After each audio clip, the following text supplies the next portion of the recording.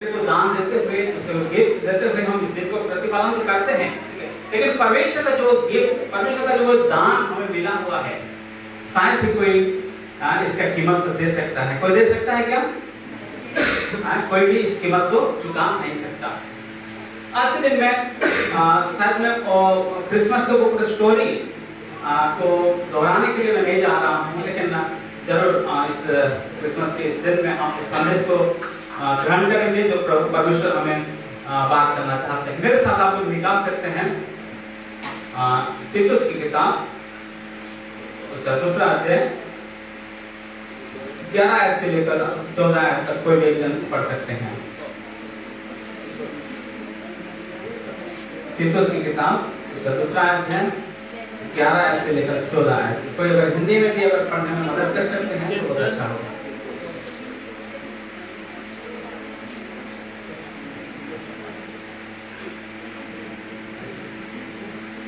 तीतुस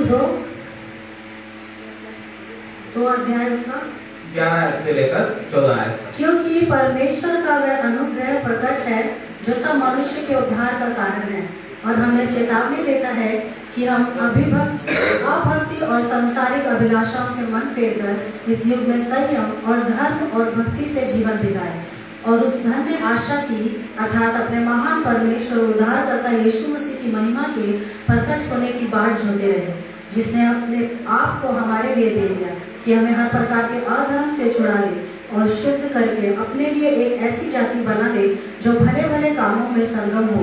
पूरे अधिकार के साथ ये बातें कहे और समझा और सिखाता रहे, कोई तुझे तुच्छ न जाने। आमीन, हालेलुया। आइए हम प्रार्थना करें।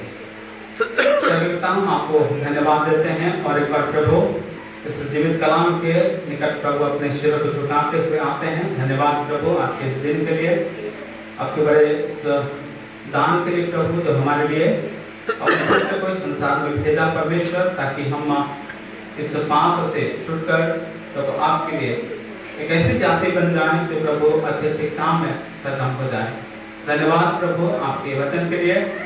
जब प्रभु हम इस वचन को मनन करते हैं, सीखते हैं, आपके आत्मा हमसे बातें करने पाए, हमारा जीवन में प्रभु बातें करने पाए, इसलिए यीशु हम दुआ करते हैं, धन्यवाद करते हैं, यीशु के नाम से मांगते हैं, आमीन। Hallelujah, hallelujah.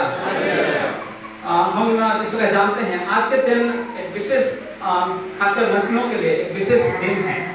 इस दिन में प्रभु यीशु मसीह संसार में मानव रूप लेकर आए हुए हैं, और हम वचन में पढ़ते हैं कि परमेश्वर जगत से ऐसे प्रेम किए कि वो अपने इकलौता पुत्र को दे दिया, ताकि जो कोई उस पर विश्वास करे वो नाश ना हो परंतु अनंत जीवन पाए। हम ये वचन को अच्छे तरह से जानते हैं। परमेश्वर का वो दान आज के दिन में इस संसार में प्रकट हुआ था ना।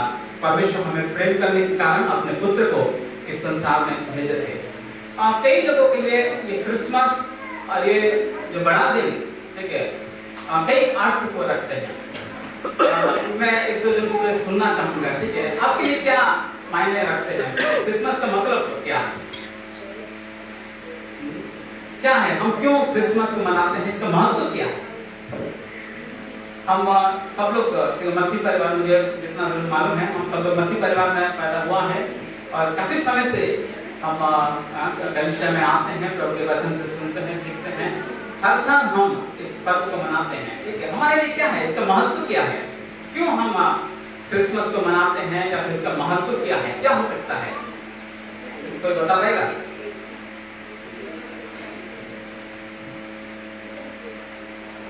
क्या इसका क्रिसमस का संदेश कि हमारे जीवन को कितने प्रभावित किया हुआ है?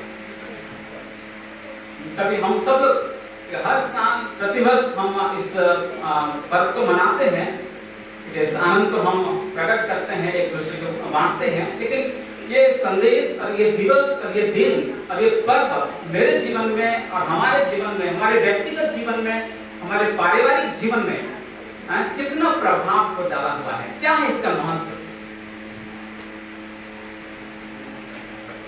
तो अगर बता पाएंगे तो अच्छा होगा। क्या है आपके लिए क्रिसमस का मतलब? क्या है? पिता परमेश्वर ने अपने एक पुत्र को मानव रूप से जगत में प्रकट किया। या परमेश्वर ने अपने पुत्र को इस संसार में मनुष्य के रूप में भेजा है, जो कि जगत का उद्धार करता है। जगत के उद्धार करता है। जगत को उद्धार करने के जगत के उद्धार करने के लिए परमेश्वर अपने पुत्र को भेजा। और भी उत्तर हो सकते हैं, सही है, मैं गलत नहीं बोल रहा हूँ, सही है। पर ये संदेश प्रभु यीशु मसीह संसार में आए, परमेश्वर अपने पुत्र को इस संसार में भेजा पापों से हमें छुड़ाने के लिए। ये संदेश हमारे जीवन को कितना प्रभावित किया है, आज जो संदेश हमने पढ़ा है, मैं इस विषय पर थोड़ा चर्चा करना चाहूंगा कि 2 क्रिसमस के इस समय अंतराल में हमारा मसीही जीवन, शायद तो सोचेंगे ये 2 क्रिसमस कहां से आ गया। हमने तो एक ही क्रिसमस के बारे में सुना है, लेकिन दूसरा क्रिसमस, लेकिन ये संदेश इस शीर्षक पर मैं चर्चा करूंगी। तो ठीक है, 2 क्रिसमस के बीच में इस समय के अंतराल में मसीही जीवन। अब अगर ध्यान दिया होगा जो वचन हमने पढ़ा है 11 से लेकर 14 आयत में, एक शब्द 2 बार आया हुआ है। 11 आयत में भी आया हुआ है और 13 आयत में भी आया हुआ है। कोई 11 आयत को और 13 आयत को फिर से पढ़ेंगे।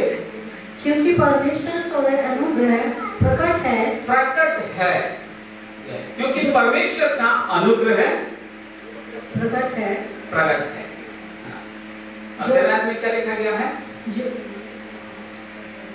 पर तू ऐसी बातें कहकर 13 और उस धन्य आशा की अर्थात अपने महान परमेश्वर और उद्धारकर्ता यीशु मसीह की महिमा के प्रकट होने के लिए, ऐसा लिखा हुआ है, महिमा के प्रकट होने की बात जोता है। 11 में लिखा गया है कि अनुग्रह के प्रकट होना, और 13 में लिखा गया है महिमा के प्रकट होने की बात लिखा गया है। जब हम पहले आदमी, ये जो शब्द लिखा गया है प्रकट होने का मतलब क्या है? क्या बोल सकते हैं? प्रकट होना, प्रकाशित होना, या फिर ठीक है, जब मूल भाषा में जाएंगे एपिफानी वाले लिखा हुआ है, एपिफानी शब्द इस्तेमाल किया गया है। दोनों जगह में एक ही शब्द इस्तेमाल किया गया है, और ये शब्द जो है वो थियोफानी के साथ कई बार उसके बदले में इस्तेमाल किए जाते हैं, थियोफानी और एपिफानी। थियोफानी जब हम बोलते हैं परमेश्वर का एक मनुष्य रूप लेकर प्रकट होने को, हम एक रूप लेकर प्रकट होने के लिए हम थियोफानी कहते हैं, है ना। और एपिफानी हम किसको बोलते हैं? एक सुपर ह्यूमन, एक शक्तिशाली व्यक्ति, सुपर ह्यूमन का प्रकट होना।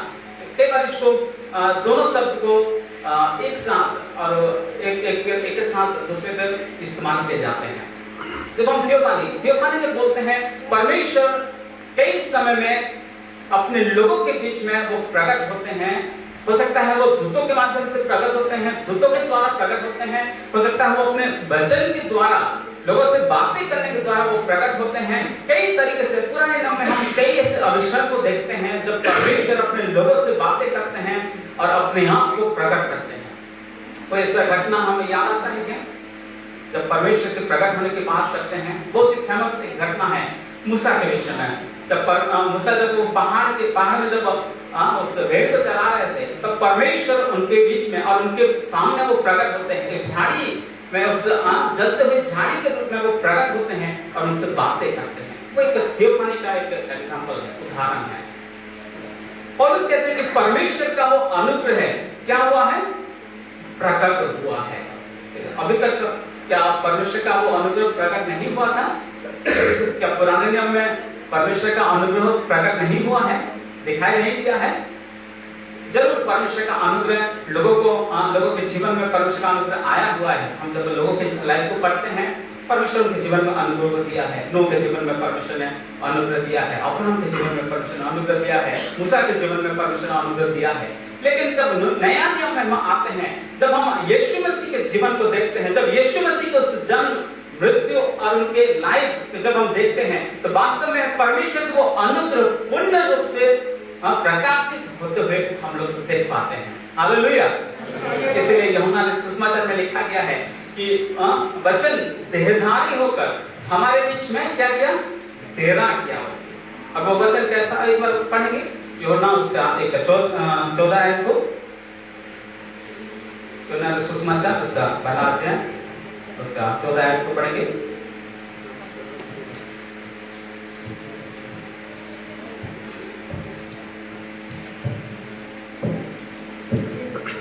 और वचन देहधारी हुआ, वचन देहधारी हुआ, अनुग्रह और सच्चाई से, और अनुग्रह और सच्चाई से परिपूर्ण होकर हमारे बीच में डेरा किया। हमारे बीच में डेरा किया। अर्थात जब प्रभु यीशु मसीह संसार में एक मनुष्य रूप में संसार में आए, वचन कहते हैं कि वो अनुग्रह में क्या हुआ था? वो परिपूर्ण था।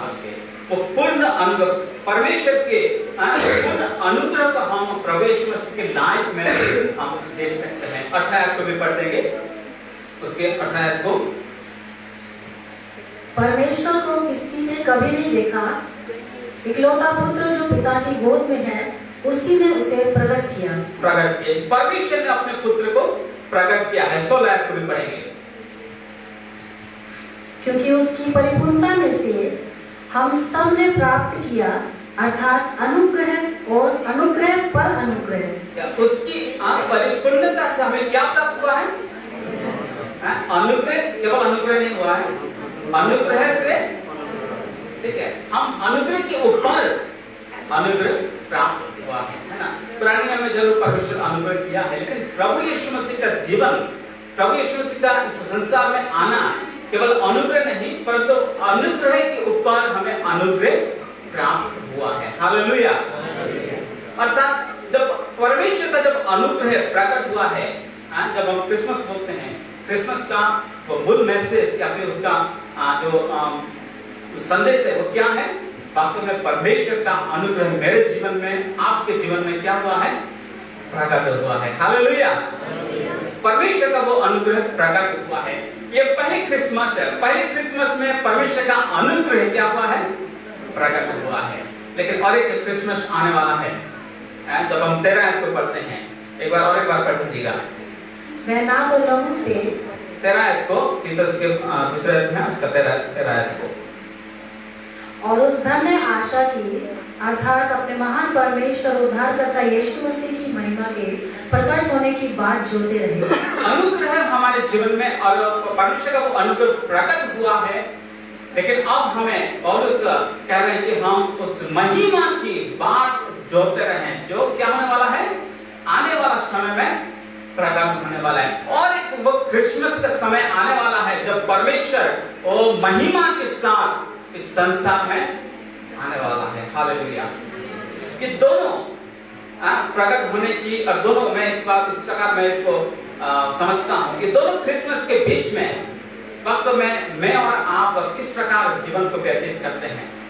कि वो अनुग्रह जो परमेश्वर प्रकट करते हैं, वो अनुग्रह हमें इस मसीही जीवन को जीने के लिए हमें सिखाते हैं। देखिए 11 को पढ़िए। वो अनुग्रह क्यों प्रकट हुआ है?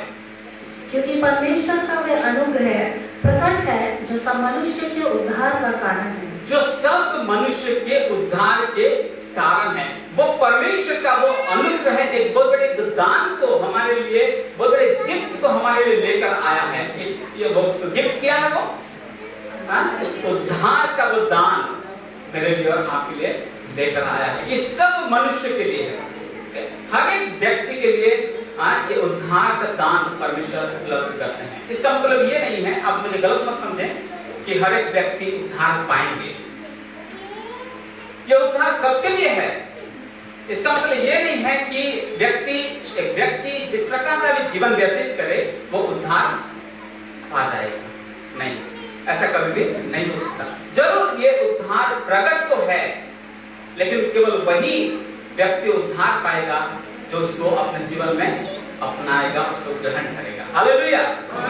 देखिए थोड़ा सा उदाहरण, ठीक है, मेडिसिन कई बार हम सब लोग जानते हैं, उदाहरण को आप सब सुना होगा, ठीक है। डॉक्टर कई बार हमें प्रिस्क्रिप्शन लिख देते हैं जब बीमार होते हैं, जब हम परेशानी में होते हैं, तकलीफ होता है, तो डॉक्टर क्या करते हैं? प्रिस्क्रिप्शन लिख देते हैं, दवाई लेकर आते हैं। केवल हम दवाई अगर उपलब्ध है, अगर बीमारी का इलाज किस प्रकार हो सकता है, और उसका अगर हम पास अगर उसका समाधान अगर है, तो क्या मैं और आप छुटकारा प्राप्त हो जाएंगे, चंगाई प्राप्त करेंगे?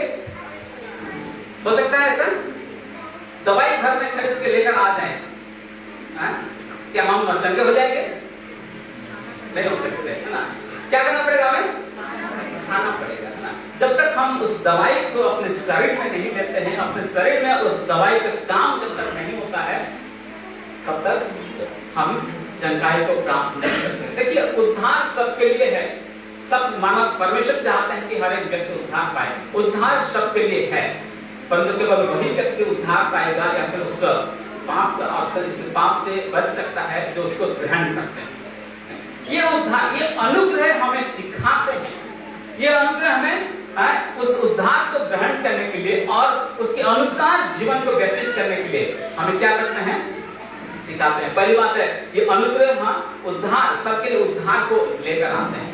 हम कई बार इस बड़े दिन के संदेश को तो सुना है, हर साल हम इस बड़े दिन को प्रतिपालन करते हुए आते हैं, लेकिन वास्तव में अगर अपने जीवन को हम जांचें, अपने जीवन को हम देखते हैं, तो ये क्रिसमस का ये संदेश और क्रिसमस का ये वार्ता वास्तव में मेरे जीवन को आपके जीवन को कितना प्रभावित किया है, हम अपने जीवन को अगर जानते हैं। क्या मैं और आप इस क्रिसमस के संदेश के आधार पर और इस संदेश के इसके आधार पर जीवन को व्यतीत कर रहे हैं, या फिर हम प्रतिवर्ष आते हैं, हम वो ऐसा सुनते जाते हैं, बड़े आनंदित होकर खुश कर जाते हैं, लेकिन फिर उसका जब हम अपने जीवन को जब शुरू करते हैं, वही पुराने स्टाइल, पुराने लाइफस्टाइल, पुराने जीवन। क्या परमेश्वर के अनुग्रह का कुछ काम है? पौलुस इस जगह में अनुग्रह के टीचर के रूप में प्रकट करते हैं, टीचर के रूप में दिखाते हैं। जब पुराने में हम पढ़ते हैं व्यवस्था, ठीक है, यीशु मसीह तक आने के लिए और मसीह तक आने के लिए लोगों के लिए एक टीचर के रूप में काम किया था। कौन? व्यवस्था, मूसा की व्यवस्था एक टीचर के समान मसीह तक लेकर आने के लिए यहूदी लोगों के बीच में वो कार्य किया था। और मसीह लोगों के बीच में ये अनुग्रह है जो मेरे लिए, हम सब के लिए एक शिक्षक समान है, जो मुझे आपको प्रभु यीशु के समान बनने के लिए क्या करते हैं? मदद करते हैं। बट हमें क्या करते? प्रशिक्षण देते हैं। अब 11 को पढ़ें और एक बार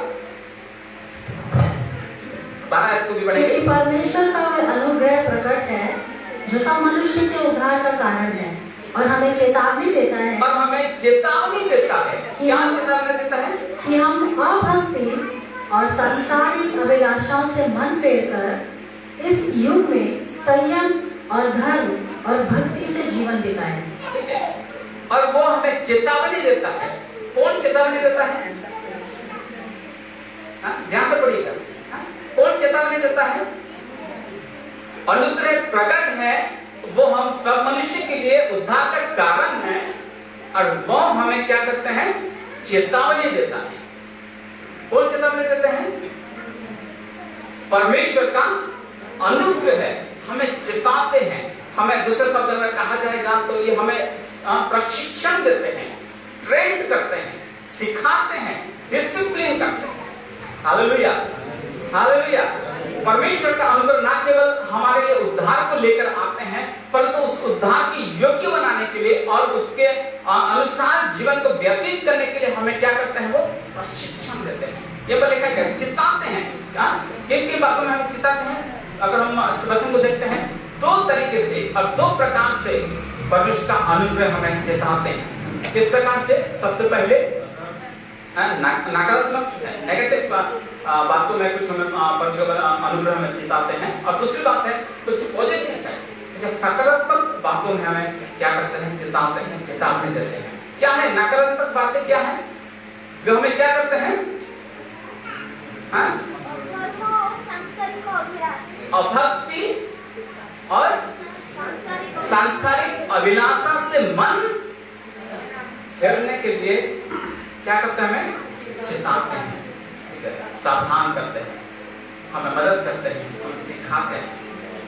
केवल अनुग्रह ही है जो जिसके द्वारा मैं और आप इस संसार की अभक्ति जीवन और इस संसार के इस पापमय जीवन से हम लोग क्या कर सकते हैं, अपने जीवन को फेर सकते हैं और परमेश्वर की इच्छा के अनुसार एक जीवन को हम व्यतीत कर सकते हैं, एक परिवर्तित जीवन को हम लोग व्यतीत कर सकते हैं। ठीक है, पौलुस भी इस बात को लिखते हैं जब रोमियो की पुस्तक में वो लिखते हैं, ठीक है, कि तुम वो क्या बोलते हैं शुरुआत में कि मैं परमेश्वर की दया को स्मरण दिलाकर तुम्हें विनती करता हूँ। ये परमेश्वर की दया के कारण है, परमेश्वर के अनुग्रह के कारण है कि मैं और आप, ठीक है, उस परिवर्तित जीवन को हम प्राप्त कर सकते हैं। क्या बोलते हैं कि मैं तुम्हें परमेश्वर की दया को स्मरण दिलाकर विनती करता हूं कि तुम अपने शरीरों को पवित्र, जीवित और परमेश्वर का भावता हुआ बलिदान करके चढ़ाओ। तो ये तुम्हारे आत्मिक आराधना है, आत्मिक उपासना है। फिर दूसरे आदमी क्या लिखा गया है कि तुम इस संसार के सदृश ना बनो, परंतु तुम्हारे मन के नहीं हो जाने से तुम्हारा चाल चलन भी क्या हो जाए, बदलता जाए, ताकि तुम परमेश्वर की भली और भावती इच्छा को, सिद्ध इच्छा को अनुभव से क्या करो, मालूम करते जाओ। हालेलुया। ये परमेश्वर का अनुग्रह है जो मुझे आपको इस संसार के जीवन से, सांसारिक अभिलाषाओं से क्या करते हैं, मन करने के लिए हमें शक्ति प्रदान करते हैं। जब अपने जीवन को देखते हैं, इतने समय हम क्रिसमस मना तो रहे हैं कि वास्तव में हमारा जीवन जिस प्रकार परिवर्तन होना चाहिए, कि ऐसे परिवर्तन को अपने जीवन में हम अनुभव करते हैं क्या? अनुग्रह तो हमें प्राप्त हुआ है, अनुग्रह हमें प्राप्त हुआ है, लेकिन कितना यह अनुग्रह मेरे जीवन को और आपके जीवन को परिवर्तित किया है? किस प्रकार का एक परिवर्तन परमेश्वर हमसे चाहते हैं? मैं एक दूसरे की जगह में प्रचार कर रहा था, इस बात में बता रहा था।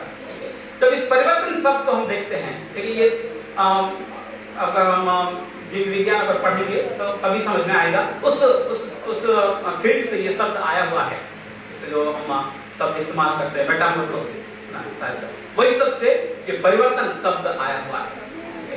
ये परिवर्तन का डिग्री और उसका जो स्तर को बताने के लिए 3 शब्द इस्तेमाल किए जाते हैं। अगर आप लोग को जीव विज्ञान अगर पढ़ा होगा तो आप सब लोग समझ पाएंगे, ठीक है। एकदम एक अमेटाबॉलिक होते हैं, अमेटाबॉलिक मतलब ऐसा है मानो ज्यादा कुछ परिवर्तन दिखाई नहीं देते हैं। दूसरे एक शब्द है जो हेमीमेटाबॉलिक, जो पार्शियल होते हैं, थोड़ा सा परिवर्तन होते हैं। और एक शब्द इस्तेमाल होते हैं जो होलोमेटाबॉलिक, ये संपूर्ण परिवर्तन। ये एक प्राणी के अंदर जब वो ग्रोथ होते हैं, जब वो डेवलप होते हैं, तो उसके अंदर को परिवर्तन को दिखाने के लिए ये शब्द इस्तेमाल किए जाते हैं। कई बार हमारे मसीही जीवन में इस प्रकार परिवर्तन आते हैं। अगर हम इस परिवर्तन को समझने के लिए कोशिश करेंगे तो मैं 3 जीवों को लेकर उदाहरण देते हुए मैं आगे बढ़ूंगा, ठीक है। इस परिवर्तन को समझने के लिए 3 शब्द है, ये मेटामॉर्फोसिस की प्रक्रिया को समझने के लिए 3 शब्द इस्तेमाल किया जाता है। ये क्या है? ये पहला क्या है? अमेटाबॉलिक, दूसरा हेमीमेटाबॉलिक और तीसरा होलोमेटाबॉलिक। अमेटाबॉलिक जहां पर कोई परिवर्तन नजर नहीं आता है, जरूर परिवर्तन होता है लेकिन उसका प्रभाव कुछ भी नहीं होता। उदाहरण के लिए सांप, हम सब लोग जानते हैं, एक समय आता है सांप कभी क्या होते हैं, इसका खाल छोड़ जाते हैं। देखा है आपने कभी सांप को अपने खाल छोड़ते हुए? कई बार ठीक है, जब एक समय आते हैं वो अपने शरीर के चमड़े को क्या करते हैं, वो छोड़ देते हैं, पुराना चमड़े को छोड़ देते हैं, नए चमड़े को लेते हुए वो जीवन को व्यतीत करते हैं। जरूर वहीं पर कुछ परिवर्तन होते हैं, लेकिन उनके स्वभाव में, उनके कार्यों में कभी परिवर्तन नहीं होते हैं। जब वो पुराने खाल था, जब भी अगर काटता है तब भी विष लगते थे। अब नया शरीर अगर मिलने के बाद, नया चमड़े मिलने के बाद अगर काटेगा तो क्या होगा? तब भी विष जहर लगेगा। कभी ये परिवर्तन जरूर एक बाहरी परिवर्तन होता है, चमड़े की परिवर्तन तो हो गया, लेकिन स्वभाव में कोई परिवर्तन नहीं हुआ। कई बार हमारा मसीह जीवन भी ऐसे होते हैं, जब हम मसीह को ग्रहण करने के बाद हमारे बाहरी रूप तो बदल जाते हैं, लेकिन अंदर की अभी भी जहरीला है। जब कुछ बोलते हैं, कुछ करते हैं, तो लोगों के लिए बड़े नुकसानदायक होते हैं। अभी भी परिवर्तन नहीं हुआ है। हम बाहरी रूप से तो परिवर्तन हुआ, लेकिन ये इसको बोलते हैं, ठीक है, अमेटाबॉलिक, अर्थात कोई परिवर्तन ना होने के बराबर है। परिवर्तन दिख रहा है लेकिन स्वभाव में कोई परिवर्तन नहीं है। दूसरा एक शब्द है हेवी मेटाबॉलिक, जिसका मतलब है कि आधा पार्शियल ट्रांसफॉर्मेशन। हम बहुत ही जाना माना एक उदाहरण को हम देख सकते हैं, ठीक है। अक्सर इस उदाहरण को जवानों को जब उत्साहित करने के लिए ये उदाहरण को बताया जाता है। जैसे ईगल के बारे में हम सब लोग जानते हैं, बहुत ऊंचे में वो उड़ने वाला एक पक्षी है ना, और उसके खाना पीना क्या है, क्या खाते हैं,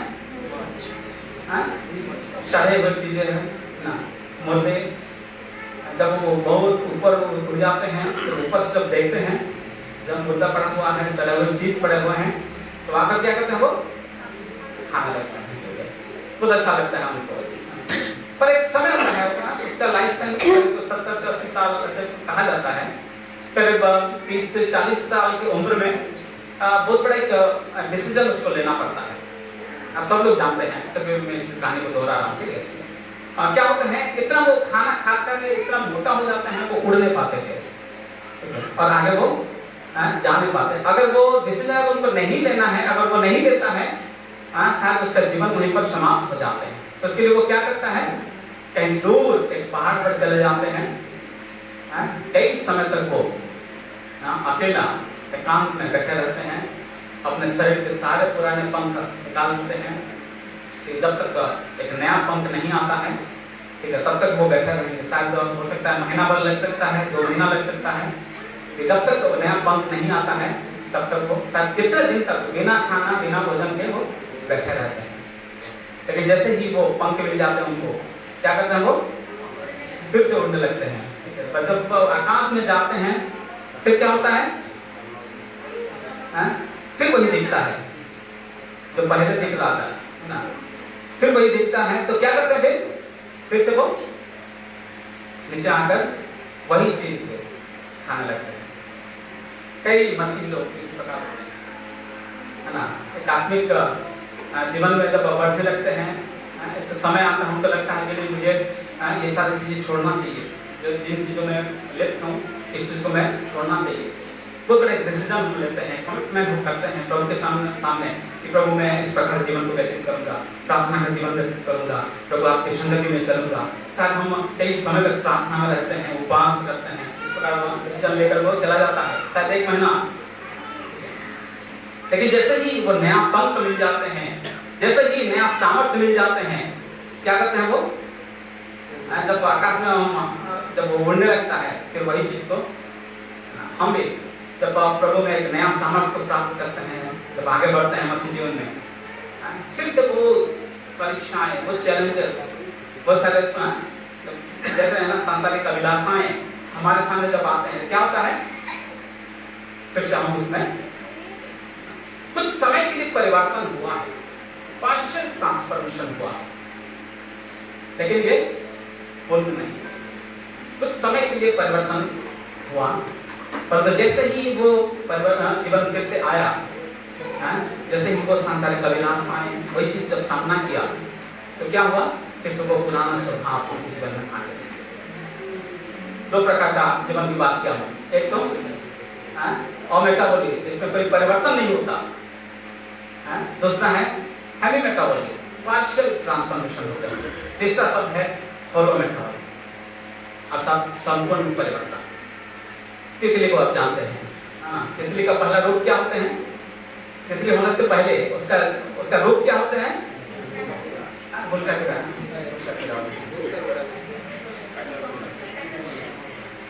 है ना।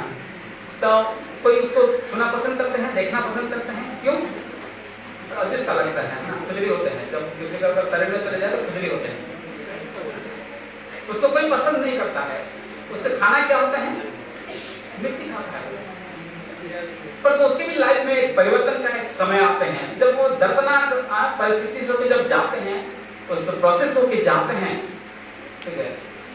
अगर वो प्रोसेस अगर नहीं जाते हैं तो वो परिवर्तन, वो ट्रांसफॉर्मेशन उसके जीवन में नहीं आते हैं। जब एक बार वो प्रोसेस होकर जाते हैं, जब एक बार वो गुजरते हैं, तो बड़े तितली में क्या होते हैं, परिवर्तन हो जाते हैं। सब लोग बहुत प्यार करते हैं ज़िंदगी को। हम लोग सब लोग उसके पीछे दौड़ते हैं। जब मैं बचपन में छोटा था हम लोग उसको पकड़ने के लिए दौड़ते थे, लेकिन जब उसका पहले रूप देखने से हम भागते हैं। तो क्या तितली फिर से वो अपने रूप को बदल देता है क्या? जब एक बार परिवर्तन हो जाता है तो वो परिवर्तन हो जाते हैं। हालेलुया। परमेश्वर ऐसे परिवर्तन की अपेक्षा करते हैं। परमेश्वर का अनुग्रह हमें इस प्रकार एक रूपांतरण करने के लिए वो सक्षम है। हालेलुया। परमेश्वर का अनुग्रह हमें इस सांसारिक अभिलाषाओं से मन फेर कर किस प्रकार जीवन व्यतीत करने के लिए सिखाते हैं। पहली बात बोला मैं नेगेटिव कुछ बातों से हमें सिखाते हैं जिससे हम परिवर्तन होना है, फिरना है। वो क्या है? इससे पाप और संसार की अभिलाषाओं से फेरना है। लेकिन पॉजिटिव कुछ बातें सिखाते हैं और ट्रेंड करते हैं। वो क्या है? 12 को पढ़ें।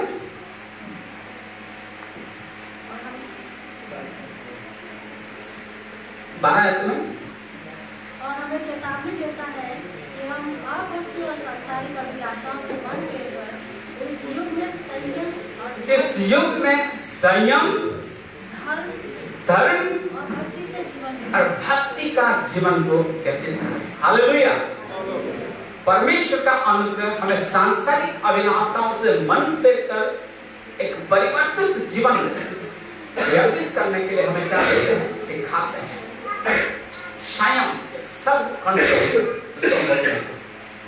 हमारे व्यक्तिगत जीवन परमेश्वर के मूल्यों, परमेश्वर की इच्छा, परमेश्वर के उद्देश्य के अनुसार जीवन को क्या करना है? बनाना है। धर्म, धार्मिकता की बात करते हैं। इंग्लिश में अपराइट लिखा हुआ है, अर्थात एक दूसरे के साथ हमारे संबंध में बड़ा परिवर्तन आ जाता है। आपके समय अगर देखेंगे कि हमारे जब आपसी संबंध को अगर जब देखते हैं, शायद बहुत ही कम ऐसे अवसर होगा तो निस्वार्थ रूप में हम किसी को क्या करते हैं? मदद करते हैं। अधिकतर समय क्या होते हैं? दूसरे की कमजोरी का फायदा उठाने का हम बहुत ही लालच होते हैं। परीक्षा में आते हैं जब सामने वाले की कमजोरी जहां पर हमें मिल जाते हैं, उनसे फायदा उठाने में हमें बड़ा मजा आता है। अपराइट, हमारे आपसी संबंध कैसा है? हम कितने निस्वार्थ एक जीवन, कितनी एक सच्चाई का जीवन को हम व्यतीत करते हैं। तीसरी बात है भक्ति का जीवन, गॉडली, परमेश्वर के साथ हमारा जीवन, परमेश्वर के प्रति हमारा भय, परमेश्वर के प्रति हमारा समर्पण किस प्रकार है? ये कैसे हो सकता है? केवल परमेश्वर का अनुग्रह ही हमें सिखा सकते हैं कि मैं और आप एक धर्म का, एक संयमी का और एक ईश्वरपूर्ण और भक्ति का जीवन को व्यतीत करें। हालेलुया। परमेश्वर केवल ना केवल हमें सिखाते हैं परंतु हमें वो मदद करते हैं परमेश्वर की वो दूसरे वो बड़ा दिन के प्रकट होने के लिए हमें बात होने के लिए मदद करते हैं। हालेलुया। जब मैं और आप इस संसार में, इस पापमय संसार से पृथक होकर जीवन को व्यतीत करते हैं, परमेश्वर के समान दिन प्रतिदिन या बदलते हुए जब हम जीवन को व्यतीत करते हैं और इसके बीच में परमेश्वर की वो महान और प्रगटीकरण को, उसके वो दूसरे आगमन के लिए हमें क्या करते हैं? वो तैयार करते हैं, हमें प्रस्तुत करते हैं। लिखा गया है ना कि हम ये इस प्रकार आशा है, धन्य आशा है ना, प्रभु यीशु मसीह का दूसरा आगमन के धन्य आशा के रूप में पौलुस बताते हैं। वास्तव में हम बहुत ही लालच हैं इसके लिए, ईगल के हम लोग क्या कर रहे हैं? अपेक्षा में है कि प्रभु यीशु मसीह कब आए और हमें इस कलीसिया को क्या करें? ले जाए। कितना इस ईगरनेस को अगर हम समझने के लिए कोशिश करेंगे, ठीक है, अभी भी इन दिनों में मैं बहुत ही बड़े ईगर के साथ इंतजार कर रहा हूँ। आप लोग अगर किसी को मालूम कर दो, ठीक है, we are just going to have a baby, ठीक है, हम बस I'm just waiting for, जब किसी घर में, ठीक है, तभी समझ पाएंगे जब किसी घर में बच्चा होने वाला होता है, जब 9वें महीने आ जाते हैं, क्या होता है? दिन प्रतिदिन हम गिनते रहते हैं कि कब वो समय आएगा और कब वो बच्चे को हम अपने हाथों में, बड़े इंतजार करते हैं, बड़े तीव्रता के साथ हम लोग इंतजार करते हैं, है ना। और वचन सिखाते हैं कि वास्तव में प्रभु यीशु मसीह के दूसरे आगमन के लिए हम विश्वासी किस प्रकार एक इंतजार होना चाहिए, इस प्रकार एक इंतजार होना चाहिए। Eagerly we are waiting. कई बार हम यात्रा करते हैं, है ना, रेलवे स्टेशन हम जाते हैं, बस में जाते हैं। कई ऐसे दफा होते हैं जब स्टेशन जाने के बाद हमें मालूम होता है कि शायद ट्रेन 2 घंटे लेट है। क्या करते हैं हम लोग? क्या हम फिर से वापस आ जाते हैं? नहीं, अभी तो 2 घंटा है, चलो ठीक है, मैं थोड़ा अपना 2 घंटे में घर का कुछ काम कर लूँ, फिर उसके बाद आके फिर जब ट्रेन आएगा तो मैं चला जाऊँ। क्या करते हैं? वेट करते हैं, चाहे वो 2 घंटे के जगह में 4 घंटा क्यों ना हो। परंतु कई बार हमारा मसीही जीवन ऐसा लगता है मानो प्रभु यीशु मसीह आने का, ठीक है, कोई सिग्नल कुछ नहीं है, ठीक है, सर कब आएंगे कुछ नहीं मालूम है, चलो अपने जीवन को, अपनी गाड़ी को हम चलाते रहें। वास्तव में हमारा जीवन वैसा जीवन होना चाहिए कि मानो मैं और आप रेलवे स्टेशन में बैठे हुए हैं। यीशु मसीह ने कहा है कि देखो मैं शीघ्र आने वाला हूं, बहुत ही जल्द आने वाला हूं। क्या आप और मैं तैयार हैं? प्रभु यीशु मसीह के दूसरे आगमन के लिए मैं और आप तैयार हैं? कि क्रिसमस का संदेश मुझे और आपको प्रभु यीशु मसीह के दूसरे आगमन के लिए तैयार करने पाए। हालेलुया। हम ऐसे अगर दिन काटते रहेंगे, क्रिसमस आते रहेगा जाते रहेगा, कुछ मतलब नहीं है। क्या मैं और आप इस अनुग्रह के अनुसार अपने जीवन को तैयार कर रहे हैं? कितने हम तैयार कर रहे हैं? पौलुस लिखते हैं, ठीक है, कि जितने लोग तैयार रहेंगे केवल वही लोग उद्धार पाएंगे। 10 पानी का घटना हम सब लोग सबको लगा कि हम लोग तैयार हैं। 10 कन्या को लगा कि हम लोग तैयार हैं, लेकिन कब मालूम चला कि हम लोग तैयार नहीं हैं? जब दुल्हा आप पहुंचे तब मालूम चला कि 5 लोग तैयार हैं और 5 लोग तैयार नहीं हैं। क्या आपको लग रहा है कि मैं तैयार हूं? ऐसा ना हो कि हम दुल्हा आने के बाद मालूम चले कि मैं अभी तक तो तैयार हुआ नहीं।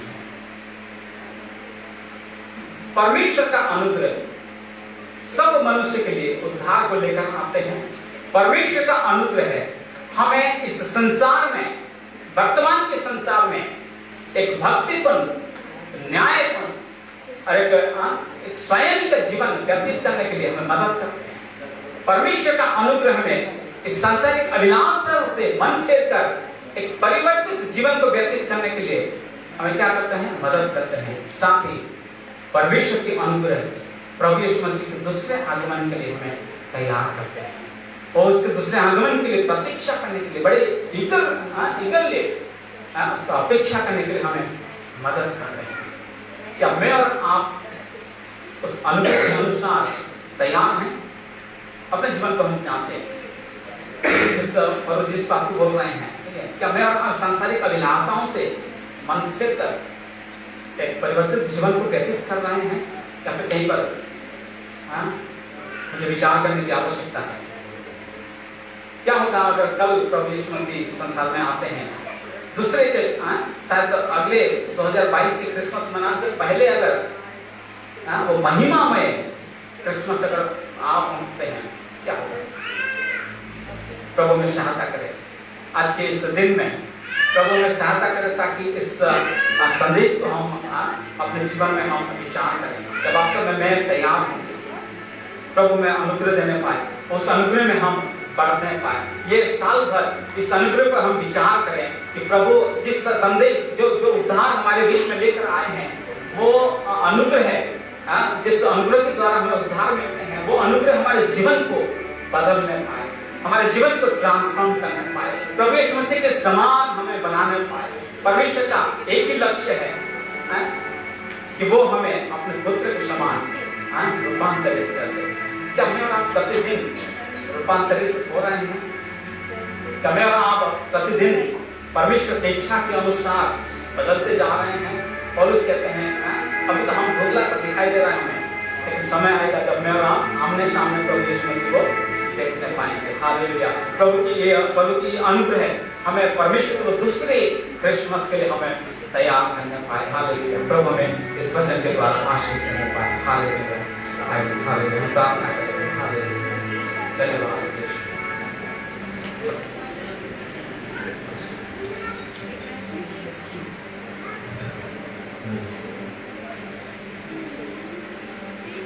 आसो आमे प्रार्थना करबे। स्वर्गस्थ पिता धन्यवाद होछु सुंदर जीवंत वाक्य निमंते हम पवित्र परमेश्वर तुमर दासन जरिया रे तुम्हें हम प्रत्येक करे मते जहाँ आवश्यक थिला से वाक्य तुम्हें प्रदान करो धन्यवाद होछु।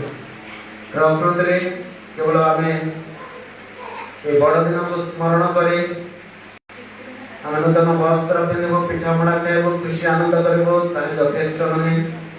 मात्र आज वाक्य द्वारा तुम्हें कथा कहिछ जदि आमे प्रस्तुत न हो ताहेले ए दिवस को प्रतिपालन करबा हम जीवन निमंते कोनसी लाभजनक नहे। मात्र जदि आमे तुम अपेक्षा रे अछु तुम्हें जो अनुग्रह ने आसीतिल ता आमे प्राप्ति करि पाइबो। धन्यवाद होछि सुंदर वाक्य निमंते पवित्र परमेश्वर तुम दासन निमंते धन्यवाद होछि तुम्हें आम ग्रहण को आनिल सुंदर भाव रे तुम्हें तांकर मुख द्वारा हम प्रत्येक को स्पर्श करिछ कथा कहिछ धन्यवाद होछि। तुम दासन को मध्य तुम ठारे समर्पण करिछ आगामी दिन मान करे आहुरे तुम्हार गर्व उद्देश्य तुम्हें व्यवहार करो। ये वाक्य द्वारा हम प्रत्येक को तुम्हें आशीर्वाद करिछ धन्यवाद दे प्रार्थना यीशु के नाम रे मांगो छी आमीन। Hallelujah hallelujah praise the Lord.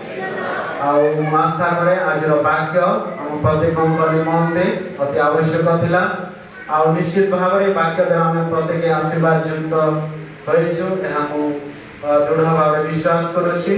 आउ प्रकृति रे केवल आमे प्रति वर्ष एभली भाव रे आमे आनंद करूथबा नूतन वस्त्र पिंधुथबा कि काटथबा जहा किछि करूछु करूथबा मात्र अप्रस्तुत सहित से समस्त विषय करूछु किछि लाभ नहे। कारण प्रभु जितले जगत को आसिले अनेक विषय नहीं कि आसी आउ से जहाँ आनी ताहा जदि आमे आम जीवन मध्य परिवार मध्य ताहा जदि प्राप्ति करि पारिबा नाही ताहाले समस्त पर्व वृथा मात्र। आउ वाक्य द्वारा प्रभु समस्त आशीर्वाद करंतु आ समय प्रभु का दास को मध्य मु विशेष विशेष धन्यवाद दिए आउ सुंदर वाक्य आम प्रत्येक मध्य प्रदान करछंती। प्रभु आपन को आहुरी आशीर्वाद करंतु एवं तांकर गौरव उद्देश्य रे आहुरी व्यवहार करंतु। विशेष मैं भी प्रभु को धन्यवाद देता हूँ और आप सभी के लिए इस प्रकार का मौका मिला कि आपके साथ संगति करने के लिए इसलिए प्रभु को धन्यवाद देता हूँ। साथ ही जस्ट पासवान समय इस अवसर को देने के लिए विशेष घर में आभारी प्रभु हम सभी को आशीष दे। इस समय आम विशेष कार्य करवा आम सम्मुख रे केक रखा है आम देखु केक कर्तन करुवा सौरभ भाई को अनुरोध करुछि केक टिके प्रस्तुत करबे आम प्रभु दास मैंने कल को जीवा आउ से स्थान रे हमर आज मुख्य वक्ता से केक कर्तन करुथिबे आम समस्त छिड़ा होतबा।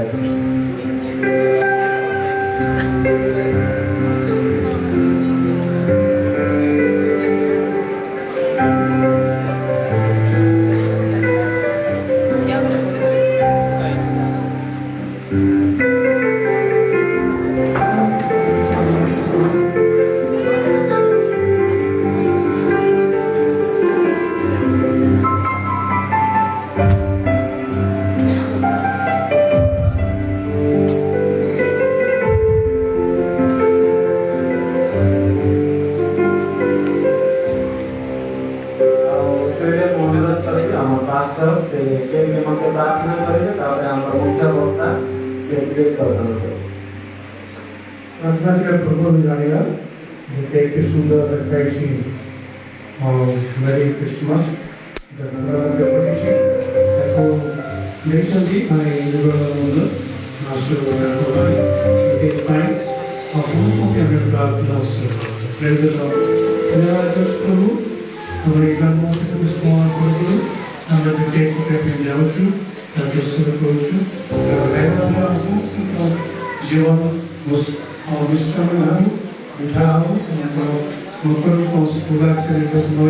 शुरुआत के बाहर से द्वितीय दिन द्वितीय आगमन प्रत्येक परिवर्तनशील जीवन को प्रदान कर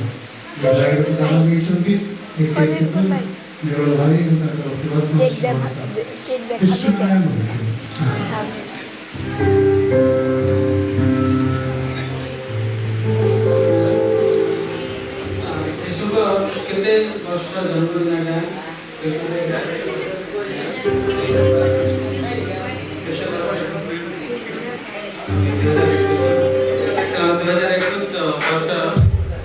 प्रतिपादन करे करो एक एक प्रकार का पिता पुत्र और आत्मा का नाम है हम एक एक प्रकार करते हैं।